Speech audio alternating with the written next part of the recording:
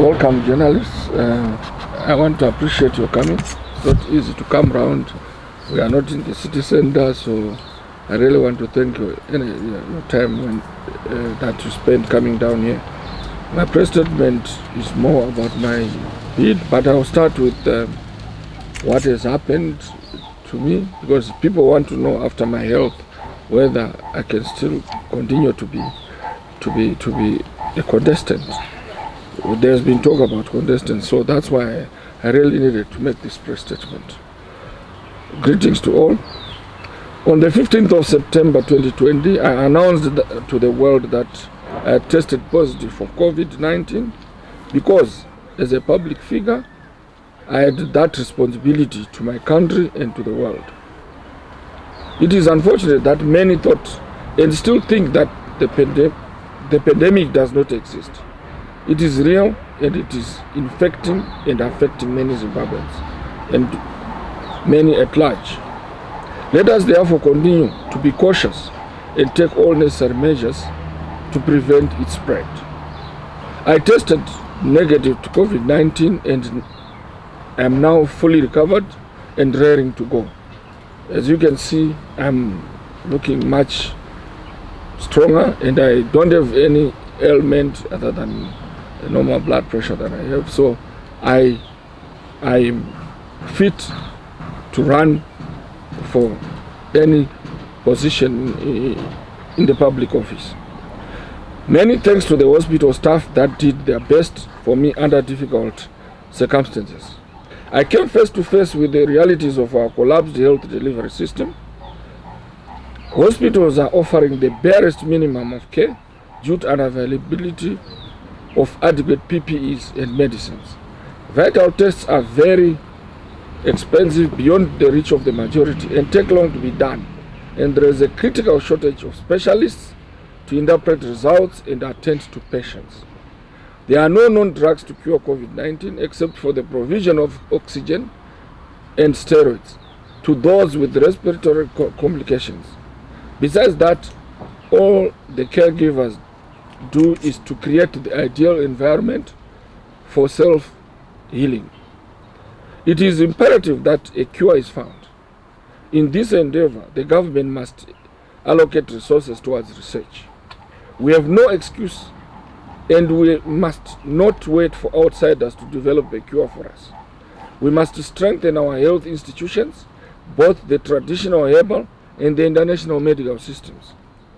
The Minister of Health has a responsibility to ensure professionalism returns in the health delivery system so that health goods are delivered to all who require them at affordable prices. The government must expedite the resolution of the standoff between the health personnel and the Minister of Health.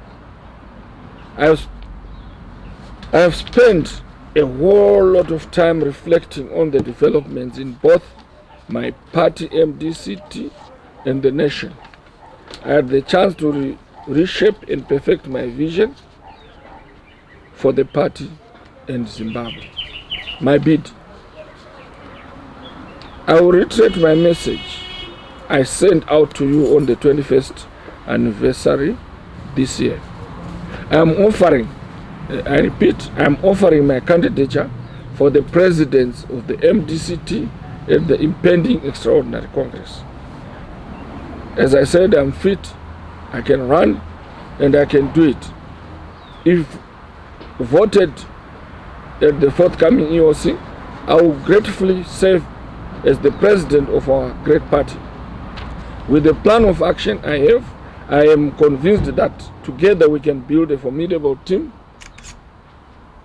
of fighters for change, right from the branch to the national organs. This is the team that can defeat ZANU-PF at the polls in 2023 and make Zimbabwe work again.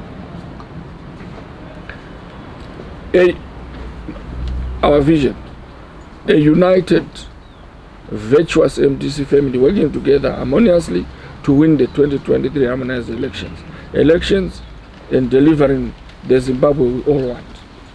The agenda we have, we need to focus our attention away from this bruising internal competition for power to the education, mobilization, and preparation of our people for the 2023 harmonized elections. The EOC must quickly be dispensed with so that the unnecessary divisions are put behind us.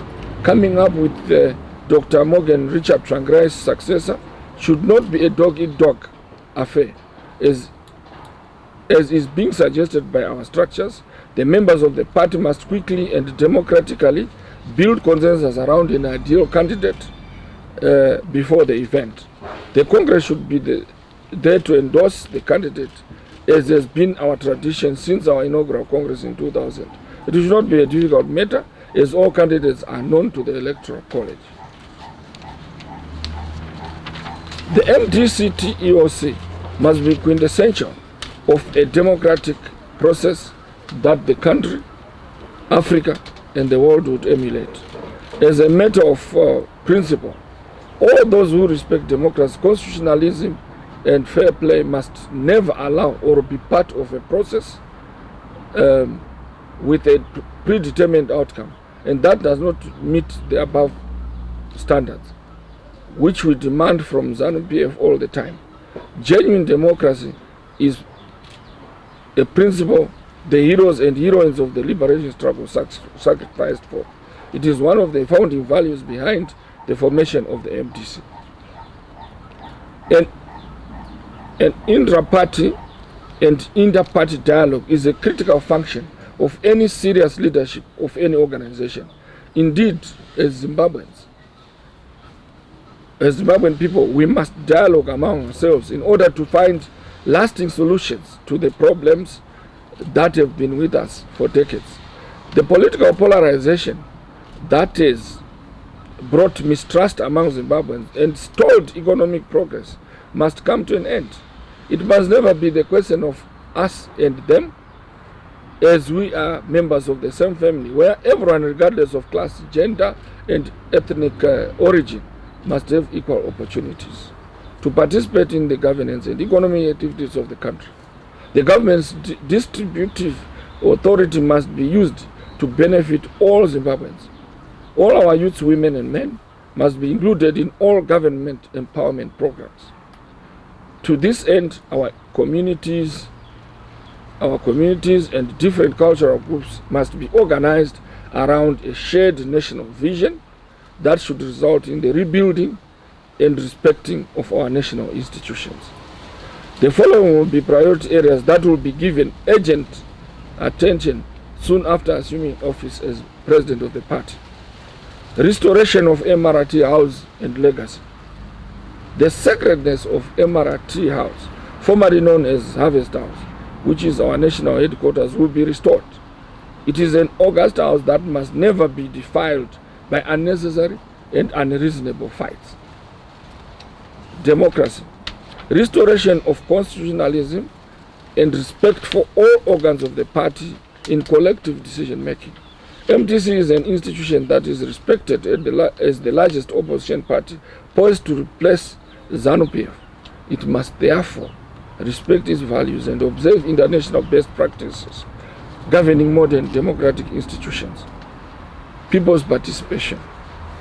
In line with our tradition and values, we will resume grassroots consultations and participation in decision making in the party.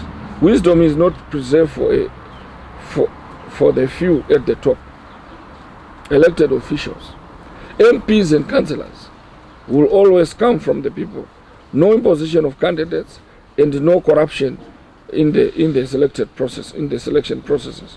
They must also deliver once elected and work to deliver the goods as the electorate expects, under strict supervision of the leadership. The Big Tent concept. We need to unite in the party and nationally. After our EOC, we will bring together all those who have been in the trenches under one banner, one big gap family of Democrats. All the new cadres will be accommodated. A comprehensive recruitment drive will be initiated. That will bring those who have gone away, who have walked away, who have given up hope, and will do away with what we consider factionalism.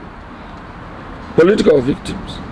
We will update our role of political victims My family was a victim of political violence during the 27 June 2008 presidential runoff campaign that saw hundreds of our members getting murdered in cold blood, being forced into exile by Mugabe's military regime. We need to heal and cancel the victims. We also need, if possible, if we get into power, to compensate some of the victims who have really lost their limbs, and some of them have been bent and lost their features. You can take an example of people in Jerera who were bent totally, like the Gwenures. We will engage the government, political prisoners. We will engage the government on all political prisoners and negotiate with for their release. Violence, the party will reshape the youth wing to become a productive, self-reliant and respectable wing of the party, which will never be associated with violence. Gender, ensure equal representation of women in all leadership positions in the party. Then engage the government on the political, social and economic reform agenda for recovery, development and prosperity. Now, on the nation, I have a few points on the nation. Zimbabwe has been caught up in a transitional logjam. We have come from the Mugabe regime, and we need to get to some understanding where the military and the culture of Mugabeism is gone. To unlock this logjam, we will initiate the first genuine attempt to seek people's concerns about problems and solutions to the logjam through the inclusive, thorough process of research and consultation. We must adapt from the confrontational approach to persuasion, engagement, unification, and bridging gaps to achieve reforms, that is the economic, social, and political. This will eventually lead to a free, fair election that will be accepted by political players in the nation at large. Why you say that once we engage and talk, and there is trust between the military and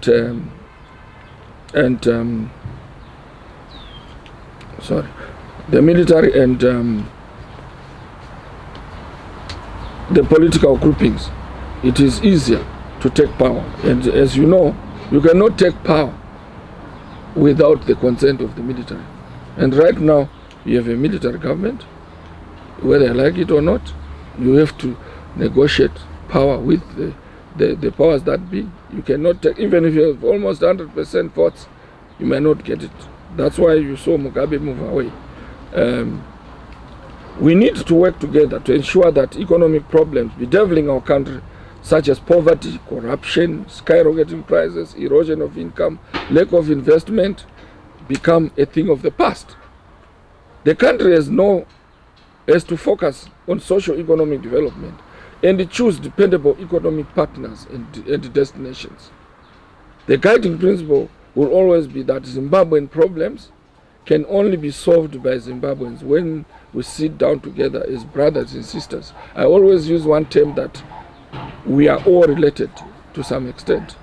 If I ask your totem, we end up being Sekuru, Mudzuri and all that. So we need that and coming together as Zimbabweans, and also preserving our culture, getting our culture to solve our problems, strengthening